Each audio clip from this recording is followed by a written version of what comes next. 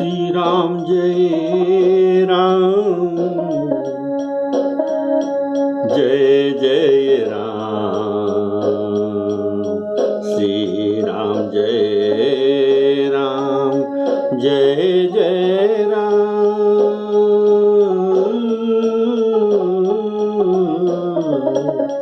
श्री राम जय राम, जय जय राम। आदरणीय श्रोताओं को सप्रेम राम राम कहते हुए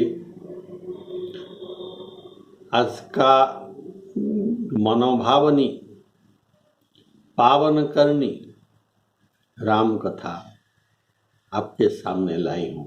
बोलिए श्यावर रामचंद्र की जय। आप लोग सुन रहे थे पिछले एपिसोड में आप श्री राम जी के मुख से वर्षा ऋतु वर्णन का सुना, तो आज से शरद ऋतु का वर्णन कैसे श्री राम जी के मुख में किया जाता है यह आप आज सुनेंगे। बोलिए श्यावर रामचंद्र की जय। श्री राम जी लक्ष्मण जी को कहते हैं, लक्ष्मण देखो वर्षा बीत गई, अब परम सुहावनी शरद ऋतु आ गई। फूले हुए आकाश से, आकाश एक घास है, इसमें फूल फूटे हैं। फूले हुए आकाश से सब पृथ्वी छा गई, ऐसा दिखाई देता है। ऐसा मानो जान पड़ता है कि वर्षा ऋतु ने अपना बुढ़ापा को प्रकट किया हो। बोलिए श्यावर रामचंद्र की जय। वर्षा विगत शरद ऋतु आई, वर्षा विगत शरद ऋतु आई। लक्ष्मण देखहु परम सुहाई, फूले काश सकल मही छाई। जनु वर्षाकृत प्रगट बुढ़ाई।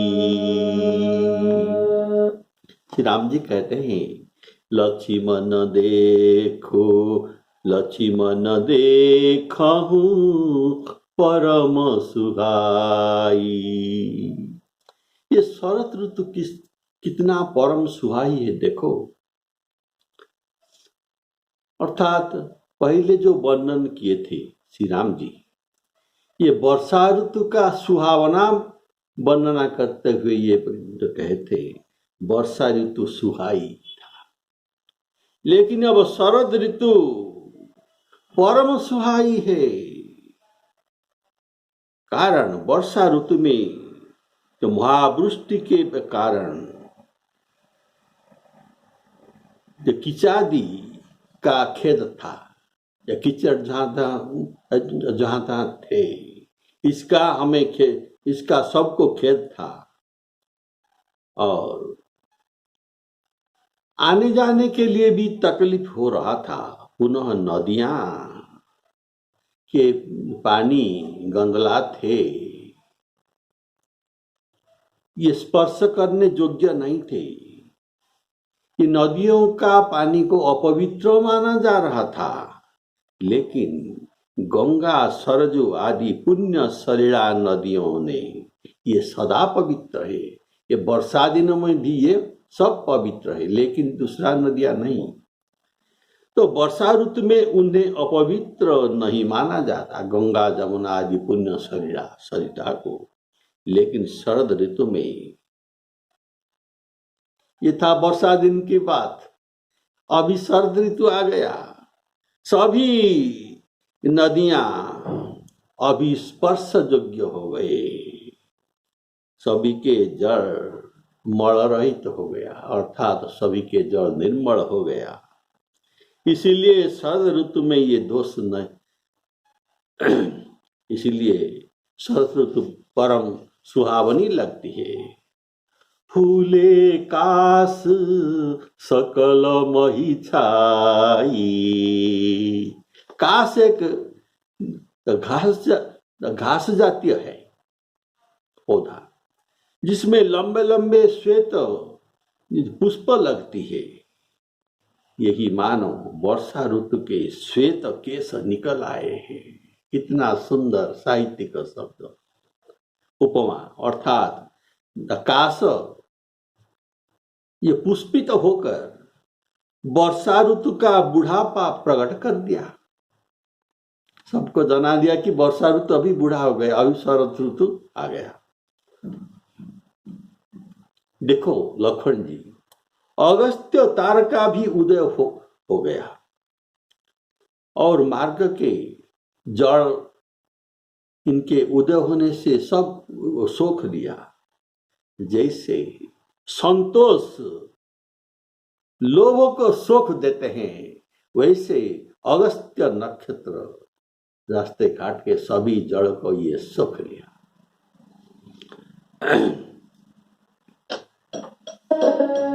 उदित अगस्ती पंथ जल सुखा। उदित अगस्ती पंथ जल सुखा। जिमिलो भई सोसई संतोषा। जिमिलो भई सोसई संतोषा।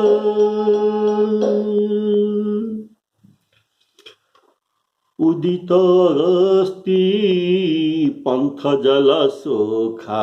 इसका भाव है अगस्त्य ऋषि के नाम से यह एक तारा का, एक नक्षत्र का नाम अगस्त्य नक्षत्र दिया गया है, जो कि भाद्र मास में दक्षिण दिशा में ये उदय होता है।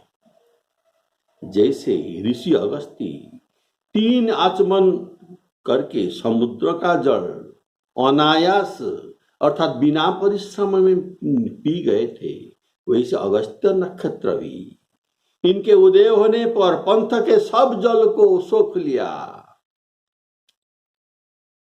इसीलिए सोख लिया, इसीलिए पंथ सब साफ हो गया।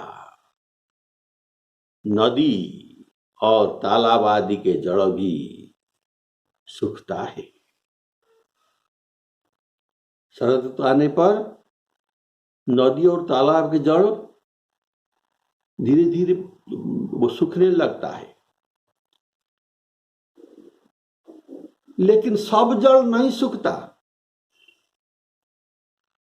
बहुत कुछ बने रहते हैं नदी और पुष्करणी में, और पंथ का जड़ बिल्कुल सूख जाते हैं। और ये पंथ का जड़ सूख जाने से, पंथ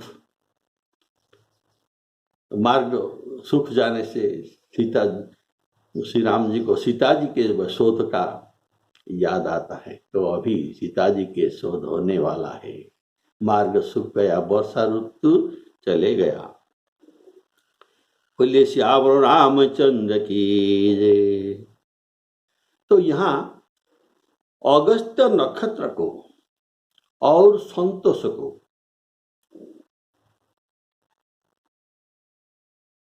अगस्त्य नक्षत्र के उपमा संतोष के लिए और जड़ के उपमा लोह के लिए दिया गया है। ये रूपक है, साहित्यिक रूपक।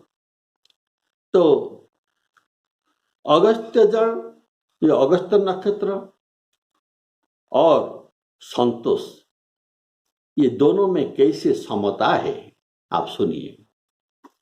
जब तक जड़ रहता है मार्ग में, रास्ता में लोग नहीं जाते, जड़ सूखने पर सब जाते हैं। वैसे लोभ के रहते लोभी के पास कोई नहीं जाता। लोभ न रहने पर लोगों के पास सब जाते हैं। बोलिए श्यावर रामचंद्र की जैसे अगस्त्य और संतोष का समता है। दूसरा समता, अगस्त्य नक्षत्र आकाश में रहते हैं, पृथ्वी के पंथ के जड़ सोखते हैं। ये आकाश में रहकर पृथ्वी का जड़ को सोखते हैं। वैसे संतोष भी कौन सा आकाश में रहते हैं? ये हृदय के आकाश में रहते हैं। हृदय रूपक आकाश में रहने पर लोभ उसके पास भी नहीं आते। तीसरा समानता, जैसे समुद्र को सोखने वाला अगस्त्य ऋषि को कोई परिश्रम नहीं था, वैसे संतोष बिना परिश्रम में लोभ का नाश करता है। संतोष आने पर लोभ और नहीं रहता। बिना संतोष में तो कामना और लोभ का नाश नहीं होता, और कामना लोभ रहने पर जगत में जीव को सुख नहीं मिलता। इसलिए संतोष को परम धन, विशिष्ट धन कहा गया है। जिसके पास संतोष रूपक धन है, ये परम धनी है, और जिनके पास लोभ है, ये परम दरिद्र है। बोलिए श्यावर रामचंद्र की जय। तो बिना संतोष कामना का विनाश नहीं होता। गोस्वामी जी कहते हैं, बिनु संतोषन कामन साही, बिनु संतोषन कामन साही, और काम क्षत सुख सपने हुनाही, काम क्षत सुख सपने हुनाही। बोलिए श्यावर रामचंद्र की जय। अर्थात लोभ होने से कामना ही न रह जाता है। लोभ अगर संतोष होने से ये कामना नहीं रह जाता, तो लोभ कहाँ रहता? ये लोभ बिल्कुल नहीं रह सकता। जहां कामना नहीं रह सकते, वहां लोभ कहाँ रह सकते हैं? अतएव लोभ भाग जाता है। इसी से भगवान का मन लगता है। लोभ और कामना के भाग जाने पर, संतोष आने पर मन में स्थिरता होता है और चंचलता नष्ट हो जाता है। इसलिए भगवान के भजन करने को मन लगता है और चित्त में आनंद आता है। बोलिए श्यावर रामचंद्र की जय। तो संतोष ही यहाँ आनंद के कारण है। संतोष भी एक भक्ति का लक्षण है। सातवा जथा लाभ संतोषा, जथा लाभ संतोष, ये सप्तम भक्ति श्री भगवान ने सबरी के सामने कहा है। संतोष भी एक भक्ति का लक्षण है। तो नदी और तालाब में निर्मल जल इस प्रकार शोभित है, जैसे संतोष मद और मोह को संतोष के रहते, और मद और मोह को जैसे संतों का, जैसे संतों के हृदय में मद और मोह नहीं रहता। इनके हृदय में मद और मोह नहीं रहता, इसलिए ये सुशोभित होते हैं जिनके पास मद मोह नहीं है। अभिमान नहीं है, ये लोग सुंदर दिखाई देते हैं। तो ऐसे नदी और तालाब में जल निर्मल होकर इस प्रकार शोभित हो रहे हैं। इसमें इस मदमोह रूपक आबिलता और नहीं है। नदियां और तालाब की पानी धीरे धीरे सूख रहे हैं। जैसे ज्ञानी धीरे धीरे ममता को त्याग कर देते हैं। ममता एक दिन में त्याग नहीं होता, ये धीरे धीरे त्याग होता है। तो ममता ये सुनने के लिए क्लिष्ट लगते हैं, लेकिन ये कुछ क्लिष्ट शब्द नहीं है। देखिए, जो ये कहा गया है, जननी जनक बंध सुत दारा तन धन भवन सुहृद परिवारा, ये सबके ताब को, सबके ममता को ये काट कर प्रभु के चरण में ये रस्सी को जोड़ देना, ये है ममता का ताग। लेकिन असल में ये काटना जोड़ना भी नहीं पड़ेगा तो कैसे? जो हम ये जननी, ये जनक, ये घर द्वार, ये सब संपत्ति मेरा है, जो हम मानते हैं, सिर्फ ये मेरा को तेरा में परिणत कर दीजिए। हे प्रभु, ये भगवान, ये सब तेरा है। तो ये ममता का रस्सी अपने आप कटकर प्रभु के चरण में जुड़ जाएगा, और इस सब का जोगक्षेम भगवान स्वयं वहन करते हैं। बोलिए श्यावर रामचंद्र की। तो ममता के डोरी काटने का सरल उपाय है, प्रभु ये सब तेरा है, न मेरा है। मैं तेरा चीज तुझको ही अर्पण करता हूं। तेरा तुझको अर्पण क्या लागे मेरा। मैं तुझे कुछ नहीं दे रहा हूं, तेरा ही चीज तुझको दे रहा हूं। तो ये है ममता का त्याग। जो मेरा मेरा होता है, ये भगवान, ये सब आपके है, तेरा तेरा, ये कर देना ही ममता का त्याग अत्यंत सरल में हो जाएगा। बोलिए श्यावर रामचंद्र की। ये कुछ त्याग नहीं करना पड़ेगा। ये घर में सब चीज रहेगा, सब कुछ लिखा जोखा में रहेगा, लेकिन मन में सिर्फ सोचना है कि प्रभु ये सब जिनिस, ये सब द्रव्य तेरा है, इसमें कोई बड़ी बात नहीं है। तो सोचने का भाव चाहिए। सरिता जल निर्मल जल सोहा। सरिता जल निर्मल जल सोहा। संत हृदय जस गत मद मोहा। रस रस सुख, रस रस सुख धीरे धीरे सुख जाता है। रस रस का अर्थ है धीरे धीरे। रस रस सुख सरित सर पानी। सरित और सर का पानी धीरे धीरे सूखता रहता है शरद ऋतु आने पर। रस रस सुख सरिता सर पानी। ममता त्याग करहि जिमि ज्ञानी। देखिए, ममता त्याग करहि जिमि ज्ञानी। ममता त्याग अर्थात ये प्रभु, ये मेरा नहीं, ये तेरा है, इतना ही, और कुछ बात नहीं है। बोलिए श्यावर रामचंद्र की जय। तो सरिता सर निर्मल जल सोहा। अर्थात वर्षा ऋतु में सब जड़, सबके जड़ मलिन हो गया था।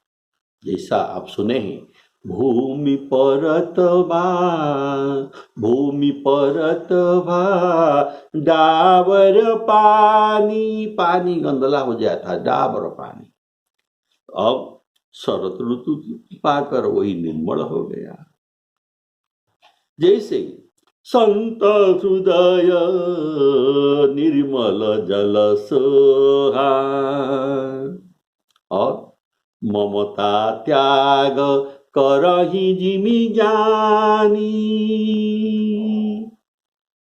इसका कुछ भाव सुनिए। ममता त्याग करही जिमि ज्ञानी। ज्ञानी लोग कैसे ममता त्याग करते हैं? तो हम जानते हैं जनक जी महाराज ये दृढ़ ज्ञानी थे, ये साधारण ज्ञानी नहीं, ये दृढ़ ज्ञानी थे। कारण उन तो इसीलिए उनके पास तो ममता नहीं था, तो ये ममता को त्याग कैसे करते? जिनके पास ममता नहीं है ये ममता को त्याग कैसे करेंगे? अगर पास होंगे तो त्याग करेंगे। इसीलिए ऐसे दृढ़ ज्ञानी जनक जी के लिए ये बात नहीं कहा गया है। जो साधारण ज्ञानी है, जो नए नए ज्ञानी बने हैं, जिनके पास ममता है, उनको ममता त्याग करने के लिए कहा जाता है। बोलिए सियावर रामचंद्र की जय। तो ऐसे ज्ञानी के लिए कहा गया है। जो ज्ञानियों का लक्षण गीता में वर्णन किया गया है, अमानित्वम मदम्भित्वम अहिंसाख्यम तिराज्यवं आचार्योपासनं शौचं स्थज्जं आत्म विनिग्रहं इंद्रियार्थेषु वैराग्यम अनहंकार एव च जन्म मृत्यु जरा व्याधि दुख दोषानुदर्शन। ये सब ज्ञानी के लक्षण जो कहा गया है, ये सब ज्ञानी का पहचान है। ये लक्षण जिनके पास है, और इनको जो ज्ञानी के लक्षण में भी ये भी कहा गया है, असक्त अनभिसंग। असक्त आसक्ति नहीं, अनभिसंग ममता नहीं। किसके लिए ममता नहीं? न पुत्रदार गृहादिषु, पुत्र कन्या घर धन संपत्ति में इनका आसक्ति नहीं है। तो इसीलिए कहा गया है अभी रस रस सुख सरित सर पानी,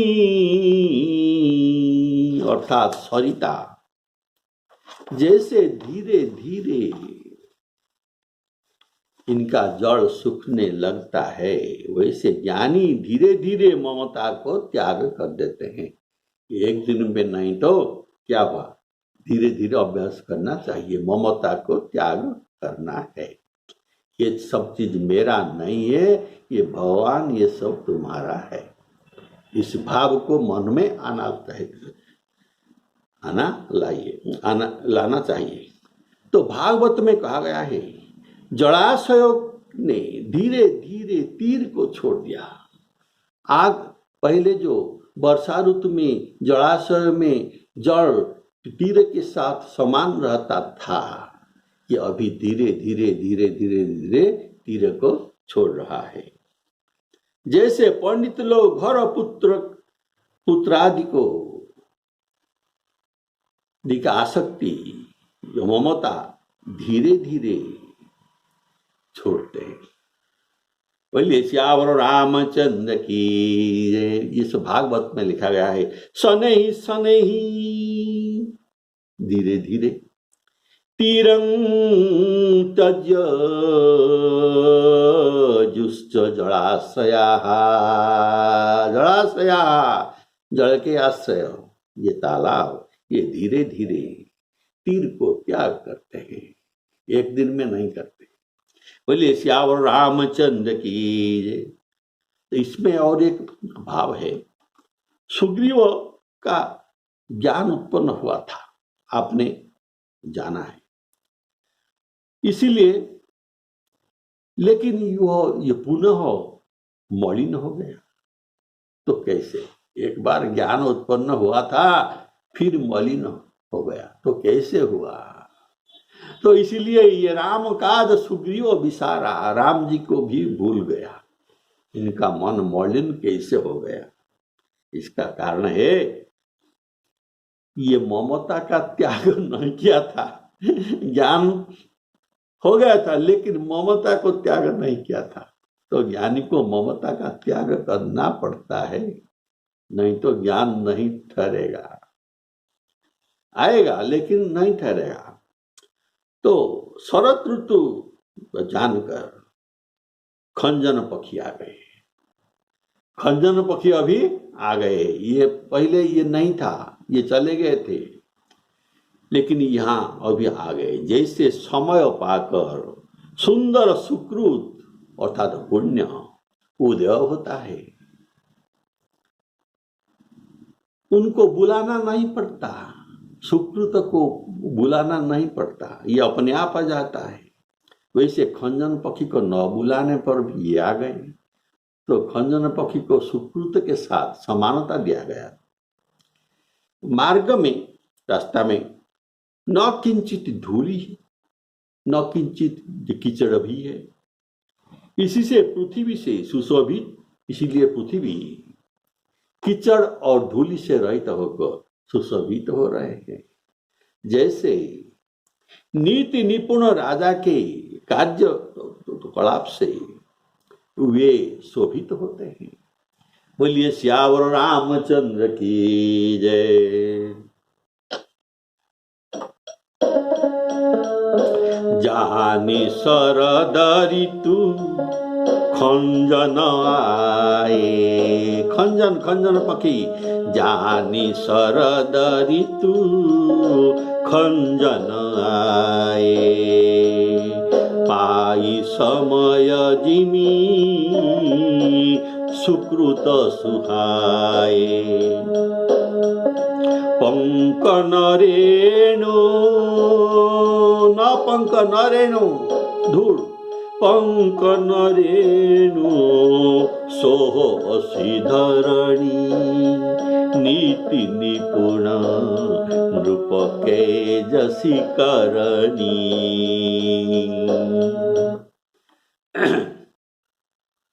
जो कहा गया है पाई समय जिमी सुकृत सुहाए, अर्थात समय आने पर ही सुकृत फल दिखाई देता है। सुकृत हम किया है लेकिन इनका फल समय आने पर ही हमको मिलता है, इससे पहले नहीं मिलता। देखिए दशरथ जी बहुत सुकृत किया था, लेकिन 60,000 वर्ष आयु बीतने के बाद इनको राम जी का प्राप्ति हुआ, इससे पहले नहीं हुआ था। इसलिए कहा गया दशरथ सुकृत राम धरे देही। दशरथ जी के जितना सुकृत था, पुण्य था, ये देह धर कर आया तो किस रूप में? राम जी के रूप में आया। दशरथ सुकृत राम धरे देही। वैसे जनक जी का सुकृत सीता जी है। जनक सुकृत मूर्ति वैदेही। जनक सुकृत मूर्ति वैदेही।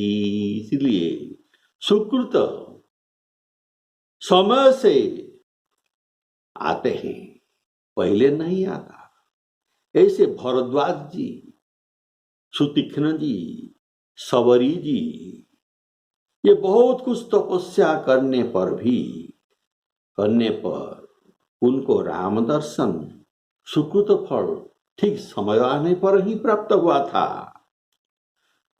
इसीलिए कहा गया है लोचन सुकृत लोचन गोचर सुकृत फल। सुकृत का फल लोचन गोचर अर्थात आंखों के आगे देख रहे हैं। लोचन गोचर, गोचर आंख के आगे देख रहे हैं। लोचन गोचर सुकृत फल मनहु किए विधियानी। ये सुकृत फल कौन भेजता है? विधाता भेजते हैं। बोले श्यावर रामचंद्र की जय। तो ये हमको कब मिलेगा ये विधाता ही जानते हैं। और श्री राम जी कहते हैं, देखो लखन जी, पंकन रेणु सोहसी धरणी। भाव की यह कि ग्रीष्म में धूलि से पृथ्वी और शरद ऋतु में, ग्रीष्म ऋतु में पृथ्वी धूलि से अशोभित रहता है और वर्षा ऋतु में पृथ्वी कीचड़ में अशोभित हो रहा है। लेकिन शरद में वही कीचड़ नहीं कि धूलि भी नहीं है, इसलिए सुशोभित हो रहा है। जैसे नीति में निपुण राजा सुशोभित होते हैं। जल के कम हो जाने से जो मछलियां रस रस सुख सरित सर पानी या धीरे धीरे सूख रहा है, तो जल ये जो कम हो जाते हैं, तो मछलियां उसी प्रकार विकल हो जाते हैं। जैसे धन रहित होने पर अज्ञानी व मूर्ख कुटुंबी व्यक्ति ये व्याकुल हो जाते हैं। जल संकोच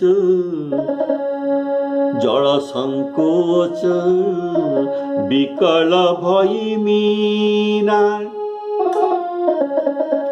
जल संकोच विकल भई मीना। जिमी अबुध अबुध कुटुंबी जिमी धनहीना। अबुध कुटुंबी जिमी धनहीना। इसका भाव है, आपको पहले कहा गया था, शरद ऋतु में धीरे धीरे जड़ सूखने लगते हैं और इसीलिए कहा गया रस रस सुख धीरे धीरे सरित सर पानी। अब कहते हैं जड़ का सूखने में मछलियां का संकोच हो रहा है, तो इतना संकोच हो रहा है कि ये विकल हो जाते हैं। इसीलिए कहा गया जड़ संकोच विकल भई मीना। अबुध कुटुंबी जिमी धनहीना। इसका भाव है अबुध कुटुंबी अर्थात गुणहीन। अबुध, बुध अर्थात पंडित, अपंडित, अबुध अर्थात अपंडित। तो आप सोचिए ये गुणहीन व्यक्ति है, इनके पास अच्छे गुण नहीं है। तो ये गुणहीन व्यक्ति जो धन को प्राप्त नहीं कर सकते, धन को प्राप्त करने के लिए अच्छे अच्छे गुण भी चाहिए, अपने आप नहीं आ जाते। अगर विद्या आदि उनके पास कोई होता तो धन उसके पास होता। ये धन कमाकर कुटुंब को पाल पोष कर सकते थे, लेकिन इनके पास ऐसे गुण नहीं है। इसीलिए ये विकल होते हैं। धन कम गया, कैसे कुटुंब पालन पोषण करेंगे, ये विकल होते हैं। ऐसे मूर्ख लोग, अबुध लोग ऐसे दुख में बिलखाते हैं, रोते हैं और सुख में हर्षित होते हैं। पुण्योदय होने पर पुण्य का फल अपने आप आ जाएगा और दुख में बिलखाना भी नहीं, रोना भी नहीं, ये दोनों समान है। ऐसा स्थित प्रज्ञ धीर पुरुष का मानना है। सुखे हर सही जड़ दुखे बिलखाही। दो समधीर धरही मन माही। सम दुःख सुख स्वस्थ समलोष्टास्म काञ्चन तुल्य प्रिया प्रिय धीर तुल्य निन्दात्म संस्तुति मानापमानय तुल्य तुल्य रिपु मित्राक्षय सर्वारंभ परित्यागी गुणातीत स उच्यते। ये गीता के वाक्य है। बोलिए श्यावर रामचंद्र की। तो सुख दुख हानि लाभ को ये धीर पुरुष एक ही मानते हैं। मीन और अबुध कुटुंबी का समता इस प्रकार है। कैसे? ना मछलियां के पास कम जल रह गया है, जल का कमी है, वैसे अबुध कुटुंबी के पास धन का कमी है, इनके पास थोड़े धन रह गया है। मीन के पास शनै शनै अर्थात धीरे धीरे जल सूखता आ रहा है, वैसे अबुध कुटुंबी के पास धन यह भी धीरे धीरे खत्म होने जा रहा है। तीसरा भाव, शरद ऋतु आने पर मेघ चला जाता है, इसलिए उनके लिए ये मीन के लिए और जल का आशा नहीं। मेघ अब नहीं होगा, वर्षा ऋतु चला गया, इनके आशा क्षीण हो जाता है, जल का आशा। वैसे अबुध कुटुंबी के रोजगार बंद हो जाता है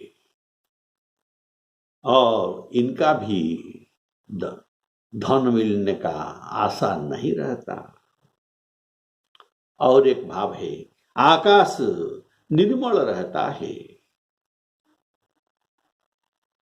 और निर्मल रहने से जो कड़ी धूप लगती है, इसमें तेजी से जल सूख रहे हैं पुष्करिणी से।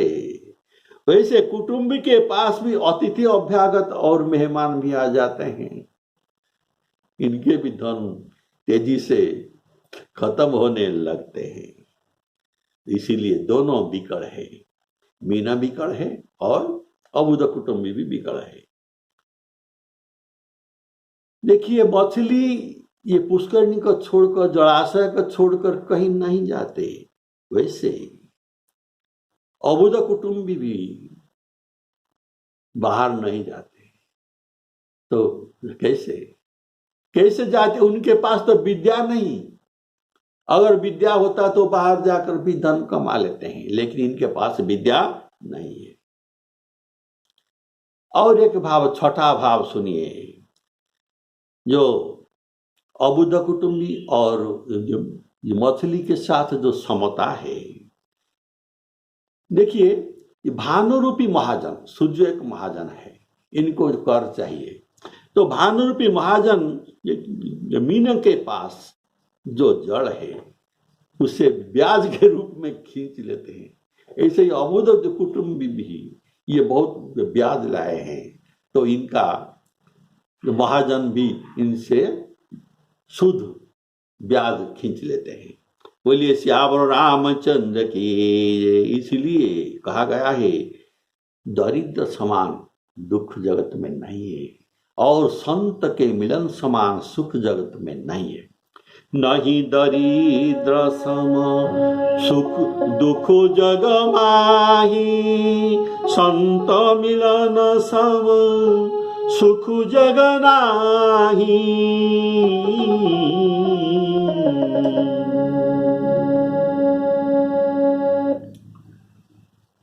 तो इसीलिए अबुध कुटुंबी विकल हो जाता है कि कुटुंब का भरण पोषण कैसे करें।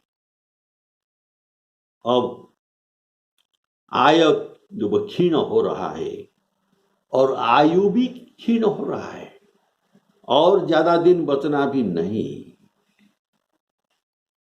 तो इस जीवन में कुछ भी पुण्य अर्जन नहीं किया है, तो बिना पुण्य के हम मर जाएंगे। तो मेरा जीवन भी सफल नहीं होगा। बोलिए श्यावर रामचंद्र की। तो आज इतना ही। अब अगले एपिसोड में और भी कुछ भाव, अच्छे भाव शरद ऋतु का वर्णन में सुन पाएंगे। इसी तारामार्पणामस्तु।